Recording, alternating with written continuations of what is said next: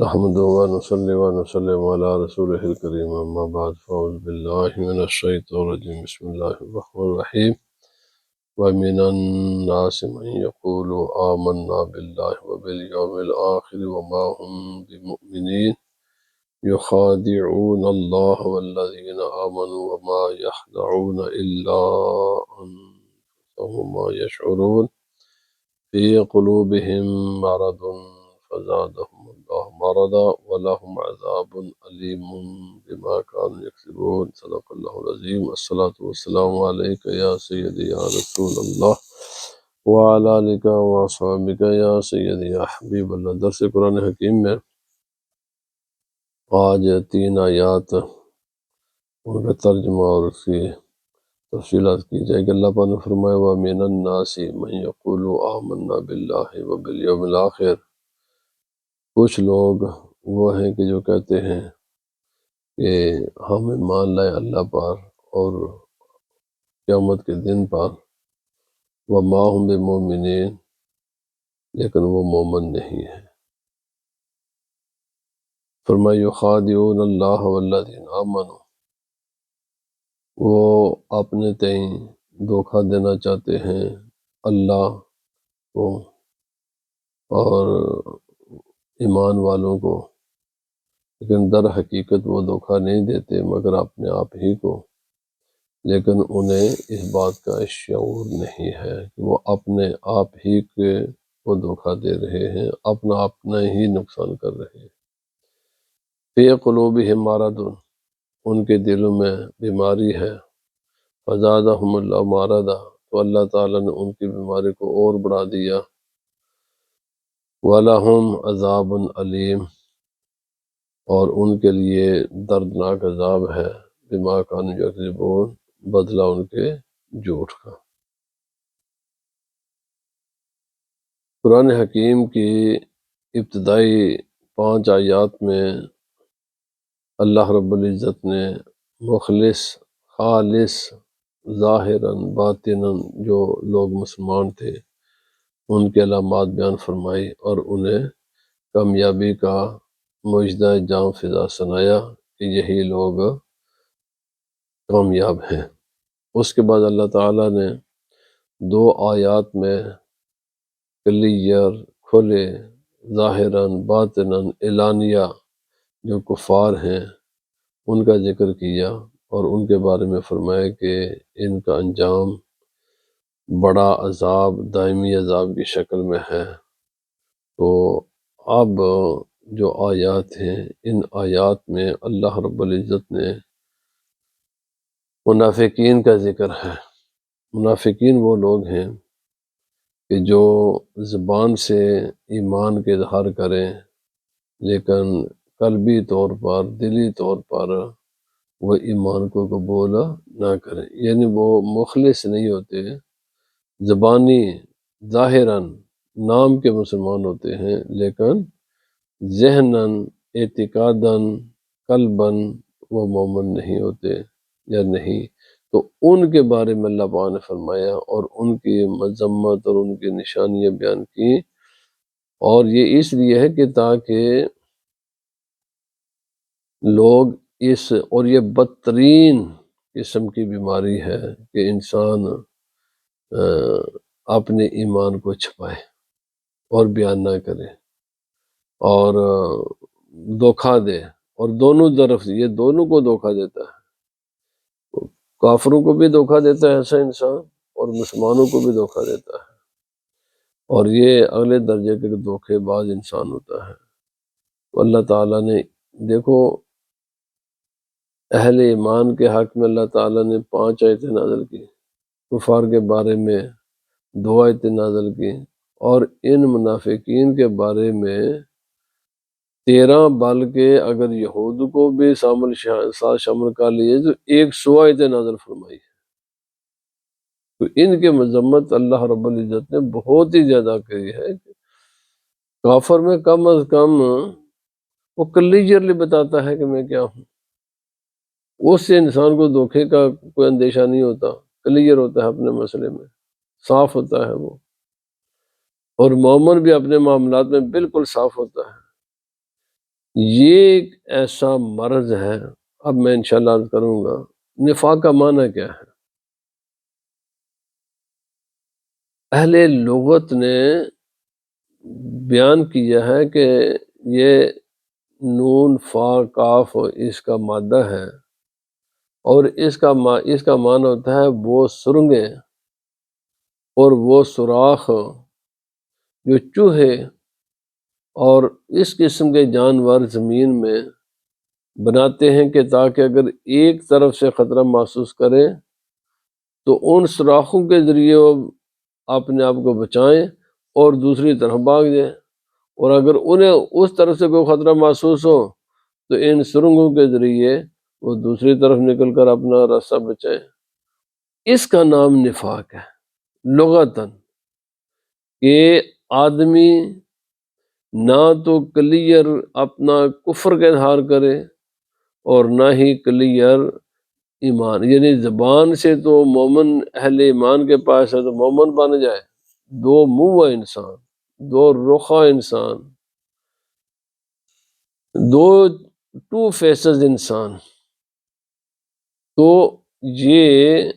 منافقین اللہ رب العزت نے فرمایا. اصل میں اس قرآن حکیم کی آیات کو سمجھنے کی تھوڑی سی ضرورت ہے کہ جب رسول خدا صلی اللہ علیہ وسلم مکہ معظمہ میں تھے تو وہاں پر جو صحابہ اکرام جن لوگوں نے اسلام قبول کیا وہ قلباً ذہناً اعلانیاً خفیہ ہر اعتبار سے وہ مومن تھے. ان میں کوئی، اسی لیے انہوں نے بے پناہ تکلیفیں برداشت کی، ظلم برداشت کیے، اور اپنے ایمان کا اعلان کیا کہ ہم مومن ہیں، ہم رسول اللہ صلی اللہ علیہ وسلم کے پیروکار ہیں، ہم آپ کے غلام ہیں. کوئی کسی قسم کے ہم نہیں رکھا. اور مقابلے میں جو لوگ رسول اللہ صلی اللہ علیہ وسلم کے دشمن تھے، جو منکر تھے، جو کفار تھے، وہ بھی اعلانیہ رسول اللہ صلی اللہ علیہ وسلم کے ساتھ مخالفت کرتے تھے. لیکن جب رسول اللہ صلی اللہ علیہ وسلم نے ہجرت فرمائی مکہ معظمہ سے مدینہ طیبہ کی طرف، مدینہ طیبہ تشریف، تو یہاں پر یہاں کو سمجھنے کی ضرورت ہے تاکہ مسئلہ نفاق اور منافقین کو سمجھنا آسان ہو جائے. یہاں پر مدینہ طیبہ میں 3 قبائل تھے یہودیوں کے اور 2 قبیلے تھے انصار کے. اوس اور خزرج، یہ 2 قبیلے تھے انصار کے. مشرک تھے یہ لوگ، رسول اللہ صلی اللہ علیہ وسلم سے پہلے، ظہور اسلام سے پہلے یہ لوگ مشرک تھے. شرک، ان کے پاس کوئی کتاب تو تھی نہیں ہے، بتوں کے پجاری تھے یہ لوگ، مشرک تھے. یہودیوں کے 3 قبیلے تھے، قینوقا، بنو نضیر اور بنو قریظہ. یہ 3 قبیلے تھے یہودیوں کے. اب قبیلہ خزرج کا ایک آدمی تھا عبداللہ بن ابی بن سلول، بہت یعنی چرب زبان، بڑا ہوشیار، اور یہ اپنے قبیلے کا سردار تھا. اور جو انصار کو، ان کا تعلق قبیلہ انصار سے یعنی خزرج سے تھا، تو اوس والوں نے بھی اس کے سرداری کو قبول کر لیا. اب ایک اور یہودی بھی اس کو مانتے تھے. تو رسول اللہ صلی اللہ علیہ وسلم کی آمد سے پہلے یہ پروگرام بنایا جا رہا تھا کہ سب کے سب اس کو مشترکہ اپنا سردار بنا لیں اور اپنا بادشاہ بنا لیں مدینہ منورہ کا، سب اسی کے تابع ہو جائے. اس مسئلے پر جب یہ لوگ متفق ہوئے تو انہوں نے پھر اس کی تاج پوشی کے لیے معاملہ شروع کر دیا. ابھی اس کا تاج وغیرہ تیار ہی ہو رہا تھا کہ رسول اللہ صلی اللہ علیہ وسلم مکہ معظمہ سے ہجرت فرما کر مدینہ منورہ تشریف لے آئے. جب آئے تو انصار نے اسلام قبول کر لیا، بیشتر لوگوں نے اسلام قبول کر لیا. اب جب انہوں نے کلمہ پڑھا تو ظاہر بات ہے کہ لوگوں کی ساری توجہ ہٹ کر وہ رسول اللہ صلی اللہ علیہ وسلم کی طرف ہو گئی، اس کو تو کوئی پوچھتا بھی نہ۔ اور دوسری طرف یہودیوں میں سے بھی بعض لوگوں نے تو بڑے اخلاص کے ساتھ کلمہ پڑھ لیا، مخلص مومن تھے،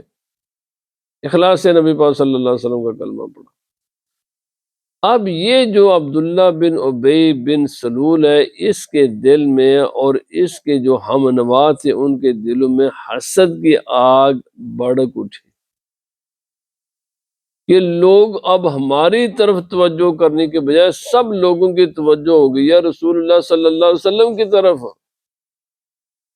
اور ہمارا وہ جو پروگرام تھا تاج پوشی کا اور بادشاہ بننے کا، وہ تو آپ شرمندہ تعبیر نہیں ہو سکے گا۔ اور ہوا کیا کہ اسی کشمکش میں ہجرت کے دوسرے سال غزوہ بدر رونما ہوا، اور جب غزوہ بدر رونما ہوا تو اللہ تعالیٰ نے مسلمانوں کو فتح و نصرت عطا کی، کامیابی عطا کر دی۔ مسلمانوں نے 313 مسلمانوں نے 1000 سے زائد کفار مکہ کے پرچے اڑا کر رکھ دیے، ان کے بڑے بڑے جتنے صف اول کی قیادت سب کے سب کو ابو جہل اور بڑے بڑے جتنے بھی کفار تھے سب کو واسطے جہنم کر دیا، 70 کو واسطے جہنم کیا، اور اتنی ہی تعداد میں ان کو قیدی بنا لیا اور باقی دم دبا کر واپس بھاگے۔ تو مسلمانوں کی دھاک بیٹھ گئی۔ جب یہ معاملہ ہوا تو اب یہ لوگ سمجھے کہ ہماری دال اب نہیں گلے گی، تو انہوں نے اسلام قبول کر لیا، یعنی بظاہر یہ بھی مسلمان ہو گئے، کچھ یہودی اور کچھ عبداللہ بن ابی اور ان کے پیروکار، لیکن اندر سے یہ مسلمان نہیں تھے۔ زبانی طور پر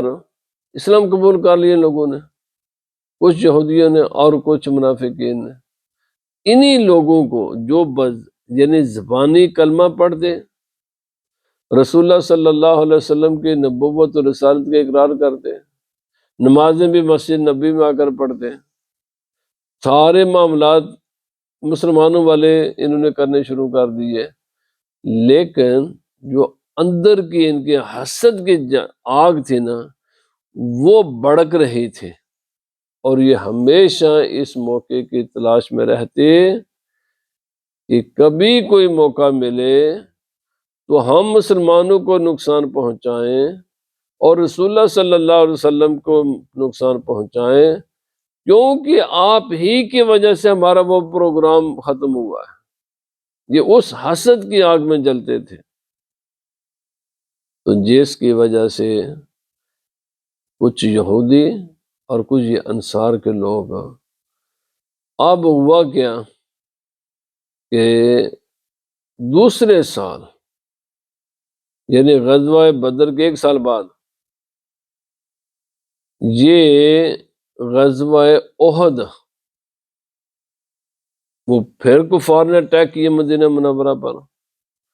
تو رسول اللہ صلی اللہ علیہ وسلم نے صحابہ اکرام سے فرمایا کہ بھائی یہ معصورت حال ہے، جہاد کی تیاری کرو اور ہر آدمی چلے۔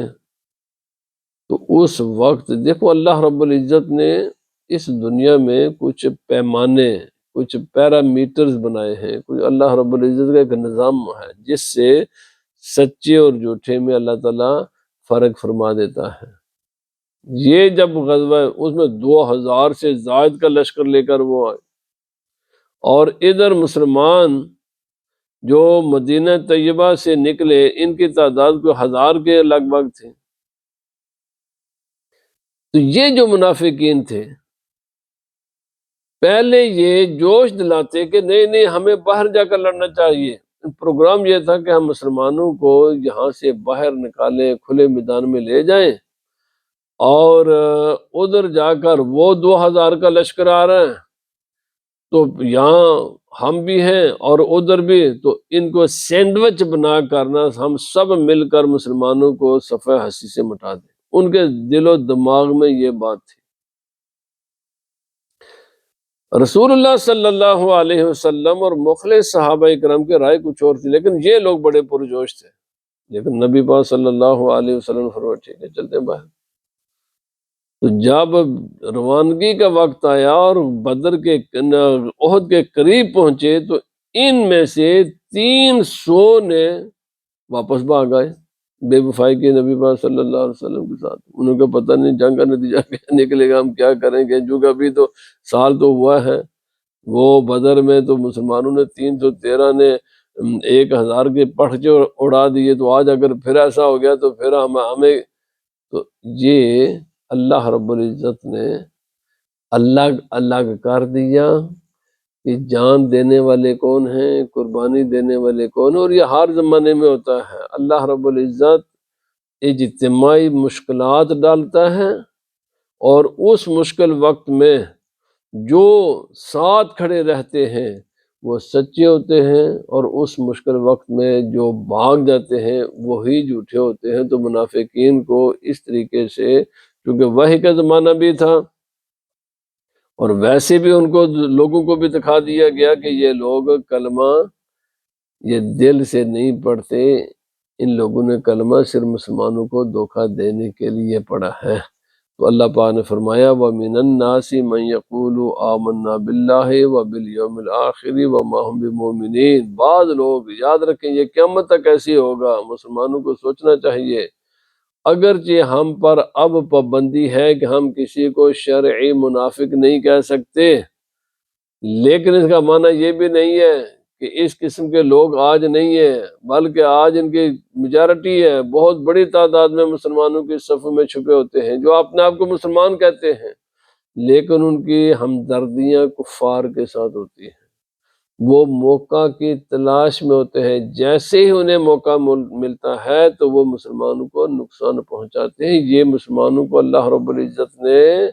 قرآن حکیم میں آگاہ فرما دیا کہ بے ہوشیار رہنا ہے۔ لوگ 3 قسم کے ہیں، اور یہ کبھی بھی اس قسم کے لوگوں سے یہ زمانہ خالی نہیں رہے گا۔ ایک وہ ہیں جو پکے مخلص با وفا اہل ایمان ہوتے ہیں، وہ ظاہراً باطناً اعتقاداً قلباً ذہناً ہر اعتبار سے ان سے وہ تو ہر قسم کی قربانی کے لیے تیار ہوتے ہیں۔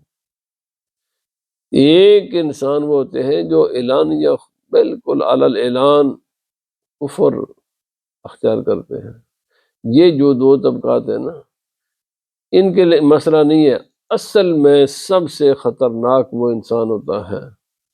اور یہ دونوں کے لیے خطرات ہوتے ہیں ایسے انسان، اور یہ سب سے ذلیل ترین انسان ہوتے ہیں، اور اس لیے ان کا عذاب بھی سب سے زیادہ ہے کہ جو دھوکہ دیتے ہیں، زبان سے مومن اور دل سے کافر۔ اور آپ کو اس قسم کے لوگ ہر ملک میں ملیں گے، ہر سوسائٹی میں، یعنی مسلمانوں کے ہر جگہ آپ کو ملیں گے، شاید نام مسلمانوں کے، کبھی کبھی عید کی نماز میں بھی آ کر شریک کر فوٹو بازی کھچا لیں گے کہ ہم بھائی تمہارے ساتھ ہیں، لیکن اندر کی ان کی ہمدردیاں ہمیشہ کفار کے ساتھ ہوتی ہیں۔ اللہ پاک نے فرمایا ان لوگوں سے آگاہ رہنا ہے، ہوشیار رہنا ہے۔ ایسے ہر آدمی کی نماز سے دھوکہ نہیں کھا جانا، ہر آدمی کی یہ شکل صورت لباس یہ بڑی میٹھی میٹھی باتوں سے دھوکہ نہیں کھانا، ہوشیار رہنا ہے، نظر رکھنی ہے ان کی سرگرمیوں پر بھی، اور ڈیپلی سوچنا ہے، گہری نظر رکھنی ہے کہ یہ لوگ پکے سچے مخلص ہیں یا صرف زبان سے کلمہ پڑھتے ہیں اور زبان یہ ظاہر نمازیں پڑھتے ہیں۔ فرمایا وَمِنَ النَّاسِ مَن يَقُولُ آمَنَّا بِاللَّهِ وَبِالْيَوْمِ الْآخِرِ وَمَا هُمْ بِمُؤْمِنِينَ۔ ایسے لوگ بھی ہیں، بہت سے ہیں، کئی لوگ ہیں جو کہتے ہیں کہ ہمارا اللہ پر ایمان ہے، قیامت پر ایمان ہے، لیکن وہ مومن نہیں ہے۔ دھوکہ نہیں کھانا ان سے۔ فی اللہ رب العزت یہ کہتے کرتے ہیں کہ یخادعون اللہ والذین آمنوا وما یخدعون الا انفسهم وما یشعرون، یہ اپنے گمان کے مطابق جو ان کے ذہن و قلب و ذہن میں ہے وہ یہ ہے کہ یہ اللہ کو، فرمایا اللہ کو تو دھوکہ دے نہیں سکتے، فرمایا پھر اللہ سے مراد فرمایا رسول اللہ صلی اللہ علیہ وسلم اہل ایمان کو دھوکہ دینا چاہتے ہیں لیکن یہ دھوکہ نہیں دے سکیں گے، یہ اپنے آپ ہی کو دھوکہ دیتے ہیں، اس کا برا نتیجہ انہی کے حق میں برا نکلے گا۔ وما یشعرون، اور یہ دیکھیں آپ اس قسم کے لوگ ہم بڑے کلیور ہیں، ہم بڑے ہوشیار ہیں، یہ سمجھتے اپنے آپ کو ہوشیار بننے کی کوشش کرتے ہیں، حالانکہ جانتے نہیں کہ اللہ رب العزت ایسی آزمائشیں ڈال کر سچے جھوٹے کو الگ کر دیتا ہے، پتہ چل جاتا ہے کہ سچا کون ہے جھوٹا کون ہے۔ فی قلوبہم مرض، یہ ہیں وہ لوگ کہ جن کے دلوں میں بیماری ہے، فزادہم اللہ مرضا،